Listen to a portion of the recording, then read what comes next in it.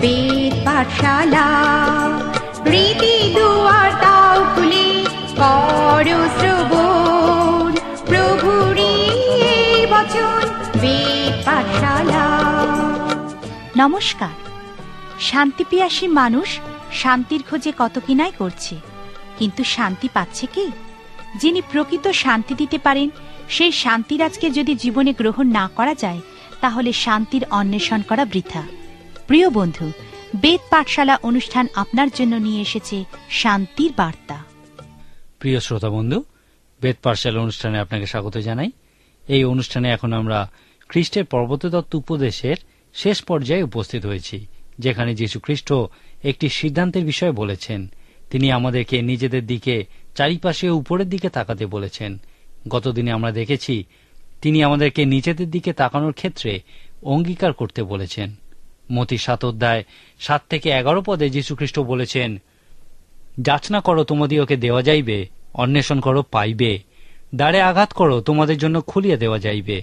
কেননা যে কেউ যাচনা করে সে গ্রহণ করে, এবং যে অন্বেষণ করে সে পায়, আর যে আঘাত করে তাহার জন্য খুলিয়া দেওয়া যাইবে। তোমাদের মধ্যে এমন লোক কে আছে যে আপনার পুত্র রুটি চাইলে তাহাকে পাথর দেবে, কিংবা মাছ চাইলে তাহাকে সাপ দেবে? অতএব তোমরা মন্দ হইয়াও যদি তোমাদের সন্তানদিওকে উত্তম উত্তম দ্রব্য দান করিতে জানো, তবে ইহা কত অধিক নিশ্চয় যে তোমাদের স্বর্গস্থ পিতা যাহারা তাহার কাছে যাচনা করে তাহাদিওকে উত্তম উত্তম দ্রব্য দান করিবেন। যীশু খ্রিস্ট তার শিষ্যদের উপরের দিকে তাকানোর ক্ষেত্রে অঙ্গীকার করতে বলেছেন। তিনি তার শিষ্যদের অবিরত যাচনা করতে বলেছেন, অন্বেষণ করতে বলেছেন এবং অবিরত দ্বারে আঘাত করতে বলেছেন। অন্বেষণ হচ্ছে গভীরভাবে যাচনা করা, এবং আঘাত করা হচ্ছে গভীরভাবে অন্বেষণ করা। এরপর যীশু খ্রিস্ট তাদের কাছে 3টি প্রতিজ্ঞা করেছেন। যে যাচনা করবে সে গ্রহণ করবে, যে অন্বেষণ করবে সে পাবে, এবং যে দ্বারে আঘাত করবে তার জন্য দ্বার খুলিয়া দেওয়া যাবে। যীশু খ্রিস্ট এখানে বলেছেন, যতক্ষণ না তোমরা এই উপরের দিকে তাকানোর অঙ্গীকার না করছো, তোমরা আমার সমাধান উত্তরের অংশ হতে পারবে না। মতি 7 অধ্যায় 12 পদে যীশু খ্রিস্ট আরেকটি সিদ্ধান্তের কথা বলেছেন। তিনি এখানে চারিপাশে তাকানোর ক্ষেত্রে অঙ্গীকারের বিষয় বলেছেন। ইহাকেই আমরা সোনালী ব্যবস্থা বলে থাকি, যা তার নীতিমূলক শিক্ষার মধ্যে সর্বোত্তম ধরা হয়। সেই প্রথম উদ্দীপনা সভায় আমন্ত্রণ জানানোর আগে শেষ শিক্ষারূপে যীশু খ্রিস্ট এই সোনালী ব্যবস্থারই উল্লেখ করেছেন।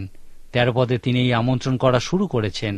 এই আমন্ত্রণের আগে প্রদত্ত খ্রিস্টের শিক্ষা এইভাবে সংক্ষেপে বলা যায় যে তিনি বলেছিলেন, পর্বতের নিচেই জনতাকে কি দেখতে পাচ্ছ? ওদের মধ্যে থেকে একজনকে বেছে নাও। যদি তুমি জিহুদি হও তাহলে একজন অজিহুদিকে বেছে নাও এবং নিজেকে তার জায়গায় বসাও। যদি তুমি অজিহুদি হও তাহলে নিজেকে কোনো জিহুদির জায়গায় বসাও। তারপর তোমার মত অনুযায়ী তাদের যা করণীয় ছিল তুমিও তাদের প্রতি তাই করো। বাইবেল বলে ইহাই ব্যবস্থার ও ভাববাদী গ্রন্থের সার। এই সোনালী ব্যবস্থা আমাদেরকে এই কথা বলে, সর্ববিষয়ে তোমরা যাহা যাহা ইচ্ছা করো যে লোকে তোমাদের প্রতি করে, তোমরাও তাহাদের প্রতি সেই রূপ করিও। যদিও আমরা এই সোনালী ব্যবস্থা প্রয়োগ করি, তাহলে অন্যান্যদের সঙ্গে সম্পর্কের ক্ষেত্রে আমাদের সমস্যা অনেকাংশে কমে যাবে। আপনি একজন স্বামী এবং পিতা রূপে নিজেকে স্ত্রী এবং সন্তানের জায়গায় বসান এবং চিন্তা করুন তারা আপনার কাছে কি আশা করে, তারপর তাদের প্রতি তাই করুন। ইহাই হল পরিবারে এই সোনালী ব্যবস্থার প্রয়োগ। প্রত্যেক সম্পর্কের 2টি দিক আছে। আপনি নিজেকে অন্যের জায়গায় বসান এবং চিন্তা করুন সে আপনার কাছে কি আশা করে, তারপর আপনি তাই করুন। যে কোনো সম্পর্কের ক্ষেত্রে সোনালী ব্যবস্থা এইভাবেই প্রয়োগ করা যায়। আন্তর্জাতিক সম্পর্ক রক্ষার ক্ষেত্রেও এই ব্যবস্থা প্রয়োগ করা যায়। আমি বিশ্বাস করি এখানে যীশু খ্রিস্ট প্রকৃতপক্ষে বলতে চেয়েছেন, নিজেকে অন্যের জায়গায় বসাও। তারা প্রকৃতপক্ষে যীশু খ্রিস্ট থেকে অনেক দূরে। তারা সেই পরিত্রাণের অভিজ্ঞতা লাভ করেনি। তারা পাপের ফল ভোগ করছে। নিজেকে তাদের জায়গায় বসাও এবং প্রশ্ন করো, যদি তুমি সেই ব্যক্তি হও তাহলে তুমি খ্রিস্টের একজন আত্মায় পূর্ণ শিষ্যের কাছে কি আশা করো? যখন তুমি এই উত্তর পাবে তখন তাদের প্রতি তাই করো, কারণ ইহাই হল খ্রিস্ট বিশ্বাসী সেবা কাজে সোনালী ব্যবস্থার প্রয়োগ। যীশু খ্রিস্ট যখন এই সোনালী ব্যবস্থা শিক্ষা প্রায় শেষ করেছিলেন, তখন তিনি সেই আমন্ত্রণ জানানো শুরু করেছিলেন। আপনি কি কখনো তার এই আমন্ত্রণের বিষয় অধ্যয়ন করেছেন? যীশু খ্রিস্ট সেই উদ্দীপনা সভা শুরু করেছিলেন এই প্রশ্নের মধ্যে দিয়ে, কোথায় তুমি? তুমি কি সেই সমস্যার অংশ না সমাধানের অংশ? আমি বলেছিলাম এই বিভাজন খ্রিস্ট বিশ্বাসীদের পরিণত হওয়ার সঙ্গে সম্পর্কিত সংকটের চিত্র প্রদর্শন করে। আপনি হয় সমাধানের অংশ, নয়তো সমস্যার অংশ। এখন এই উদ্দীপনা সভা শেষে পৌঁছেও আপনি সেই একই প্রশ্ন দেখতে পাবেন যে কোথায় তুমি? তুমি কি এখনো সেই পর্বতের পাদদেশে আছো, না তুমি পর্বতের উপরে উঠে এসেছ? এই আমন্ত্রণ যীশু খ্রিস্ট তাদেরকে করেছিলেন যারা সেই পর্বতের উপরে অবস্থিত ছিল। রূপক অর্থে সেই পর্বতে আপনি আজকের মণ্ডলীকেই দেখতে পাবেন। অন্য কথায় বলা যায়, যীশু খ্রিস্ট বলছেন, শিষ্য রূপে তুমি কোথায় অবস্থান করছো? তুমি কি ধরনের শিষ্য? 3টি সুন্দর অনুচ্ছেদে যীশু খ্রিস্ট এই মহান শিক্ষার প্রতি একটা সিদ্ধান্ত বা রায় দিয়েছেন। তিনি শিষ্যদের বলেছিলেন, 2 ধরনের শিষ্য আছে, একদল অল্প সংখ্যক এবং আরেক দল বেশি সংখ্যক। এই বেশি সংখ্যক মানুষ মনে করে আমার সমাধান ও উত্তর খুব সহজেই লাভ করা যায়। তারা মনে করে এই সমাধানের দ্বার প্রশস্ত এবং পথ পরিসর, এরা কোনোদিনই আমার সমাধান ও উত্তর হতে পারবে না। কিন্তু সেই কম সংখ্যক মানুষ উপলব্ধি করে যে সেই সমাধান ও উত্তরের দ্বার সংকীর্ণ এবং পথ দুর্গম, এরাই আমার সমাধান ও উত্তর। এখন তুমি কি সেই বেশি সংখ্যকদের একজন, না অল্প সংখ্যকদের একজন? কোথায় তুমি? এইভাবেই যীশুখ্রিস্ট সেই প্রথম আত্মিক উদ্দীপনা সভা শেষ করেছেন। এরপর যীশুখ্রিস্ট বলেছেন, ভক্ত ভাওবাদীগণ হইতে সাবধান, তারা মেষের বসে গ্রাসকারী কেন্দুয়া। যীশুখ্রিস্ট হয়তো এখানে তৎকালীন ধর্মগুরুদের কথাই বুঝিয়েছিলেন। এখন সেই পর্বতের উপরে লোকেদের সঙ্গে কথা বলাকে আমরা মণ্ডলীতে মানুষের সঙ্গে কথা বলার সমতুল্য বলতে পারি। আপনার কি মনে হয় আজকের দিনেও মণ্ডলীতে এই মতো ভণ্ড লোকেরা আছে? অবশ্যই আছে। যীশুখ্রিস্ট সেই শ্যামা গাছের দৃষ্টান্তের মধ্যে দিয়ে বলেছিলেন, গম ও শ্যামা গাছ একসাথেই বেড়ে উঠুক, কিন্তু শস্য ছেদনের দিন গম ও শ্যামা গাছ বেছে আলাদা করা হবে এবং শ্যামা ঘাস পুড়িয়ে ফেলা হবে। এই গম হল উত্তম শিষ্যদের প্রতীক এবং শ্যামা ঘাস হল ভণ্ডদের প্রতীক। দুজনেই একত্রে বেড়ে ওঠে। সেই জন্যই যীশুখ্রিস্টই প্রশ্ন করেছিলেন, তুমি কোনজন? এই কথা বলার পর যীশুখ্রিস্ট আবার বলেছিলেন, এমন কিছু মানুষ আছে যারা শুধু মুখে বলে, কিন্তু কিছু মানুষ আছে যারা কাজ করে। তিনি বলেছেন, অনেকেই আমাকে বলবে, হে প্রভু, হে প্রভু, আপনার নামেই কি আমরা পরাক্রম কার্য করি নাই? তখন আমি তাহাদিওকে বলিব, আমি কখনোই তোমাদিওকে জানি নাই। হে অধর্মাচারীরা, আমার নিকট হইতে দূর হও। এরা হচ্ছে সেই লোক যারা নিজেদেরকে শিষ্য বলে এবং মনে করে তারা অনেক আশ্চর্য কাজ করছে, কিন্তু খ্রিস্ট তাদেরকে বলবেন, অধর্মাচারীরা, দূর হও। কোনো একজন বলেছেন, আপনি প্রকৃতপক্ষে যা বিশ্বাস করেন তাই করুন, বাকি সমস্ত কিছু হল ধর্মীয় কথাবার্তা। আবার এই বিষয়টার উপর জোর দেওয়ার জন্য বলি, যীশুখ্রিস্ট বলছেন, পর্বতের পাদদেশে ওই মানুষদের কি দেখতে পাচ্ছ? ওই সমস্ত ধর্মীয় কথাবার্তা তারা শুনতে চায় না, কারণ তা তাদের সমস্যার সমাধান করতে পারবে না। শুধুমাত্র ঈশ্বরের ইচ্ছা পূর্ণ করার মধ্যে দিয়েই তুমি ওই সমস্ত সমস্যা ও প্রশ্নের সমাধান ও উত্তর হতে পারো। তিনি তার এই শিক্ষা একটা মহান উপমার মধ্যে দিয়ে শেষ করেছেন। তিনি বলেছেন, 2টি বাড়ি আছে এবং ঝড় আসার পর একটা বাড়ি ভেঙে পড়ল, কিন্তু অপরটি থেকে গেল। এখানে যীশুখ্রিস্ট বলতে চেয়েছিলেন যে যদি তোমরা আমার কথা শুনে পালন করো, তাহলে তোমরা সেই বাড়ি যা ঝড়ে ভেঙে পড়ে না, কারণ তার ভিত পাথরের উপরে করা হয়েছে। কিন্তু যদি তোমরা আমার শিক্ষা শুনে তা পালন না করো, তাহলে তোমরা সেই বাড়ি যার ভিত বালিতে গাঁথা হয়েছে এবং ঝড় আসলেই তা ভেঙে পড়ে। এরপর 3য়বার তিনি শিষ্যদের প্রশ্ন করছেন, শিষ্যরূপে তুমি কোথায় অবস্থান করছো? আসুন এখান থেকে আমরা কিছু বিশেষ বিষয় লক্ষ্য করি। প্রথমত লক্ষ্য করুন, তার সমস্ত শিক্ষায় তিনি ধার্মিকতার উপরে কত বেশি জোর দিয়েছেন।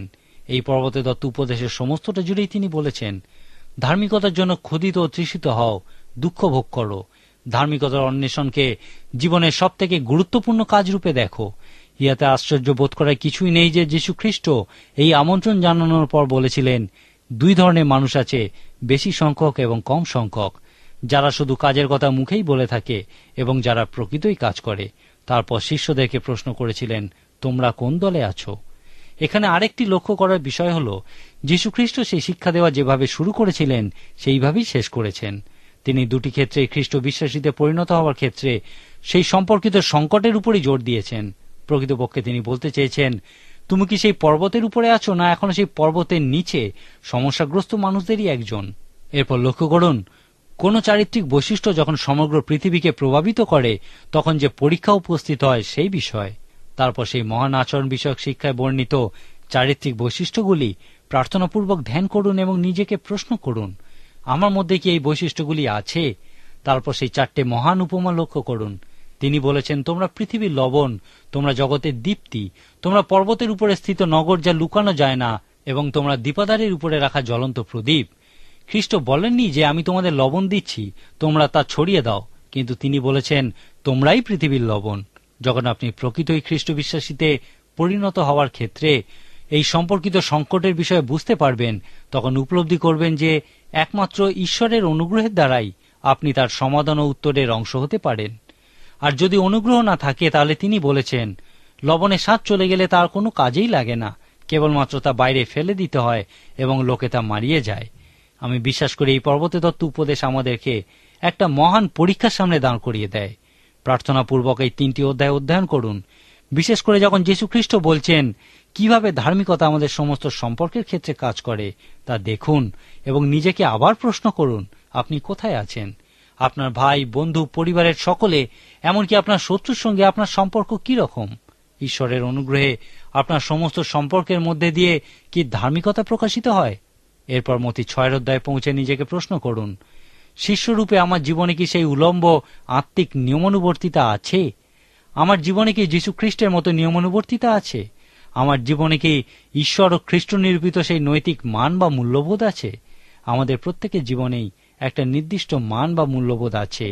মতি 6 অধ্যায় 19 থেকে 34 পদে যীশু খ্রিস্ট প্রত্যক্ষ এবং পরোক্ষভাবে যে 20টা প্রশ্ন করেছেন, তিনি আপনার জীবনের মান বা মূল্যবোধের উপরই জোর দিয়েছেন। তিনি আপনাকে দেখাবেন যে আপনার প্রকৃত মান বা মূল্যবোধ কিরকম। তারপর তিনি আপনাকে দেখাবেন তা কিরকম হওয়া উচিত। যখন আপনি জানতে পারবেন যে সেইগুলি প্রকৃতই কিরকম হওয়া উচিত ছিল, তখন নিজেকে প্রশ্ন করুন, আমার জীবনে কি খ্রিস্টের সেই মান দেখা যায়? এই পর্বতে দত্ত উপদেশের শেষ অধ্যায়টি অধ্যয়ন করার সময় নিজেকে প্রশ্ন করুন, আমি কি প্রকৃতই নিজের অভ্যন্তরে তাকানোর অঙ্গীকার করেছি? আমি কি দৃষ্টি উত্তোলন করার বা উপরের দিকে তাকানোর এবং যাচনা করার, অন্বেষণ করার এবং দ্বারে অবিরত আঘাত করার অঙ্গীকার করেছি, যতক্ষণ না ঈশ্বর আমাকে উত্তর দিচ্ছেন? আমি কি প্রকৃতই আমার চারপাশে তাকানোর এবং সেই সোনালী ব্যবস্থা প্রয়োগ করার অঙ্গীকার করেছি? আমি কি সেই বেশি সংখ্যক মানুষদের একজন, না আমি সেই কম সংখ্যক মানুষদের একজন? আমি কি শুধুই মুখে বলি, না আমি ঈশ্বরের ইচ্ছা পূর্ণ করার জন্য খ্রিস্টের মধ্যে দিয়ে কাজ করি? ইহাই হল পর্বতে দত্ত উপদেশের মূল শিক্ষা এবং আমার ও আপনার জীবনের জন্য মহান পরীক্ষা। আজকের মতো তাহলে এখানেই শেষ করি। ঈশ্বর আপনার মঙ্গল করুন। প্রিয় শ্রোতা বন্ধু, যদি বাইবেল সম্পর্কে বিস্তারিতভাবে জানতে চান, তাহলে আমাদের ঠিকানায় যোগাযোগ করুন। আমাদের ঠিকানা হল বেদ পাঠশালা, বিশ্ববাণী, পোস্ট বক্স নম্বর 16925, কলিকাতা 700034। আবার বলছি, বেদ পাঠশালা, বিশ্ববাণী, পোস্ট বক্স নম্বর 16925, কলিকাতা 700034। নমস্কার।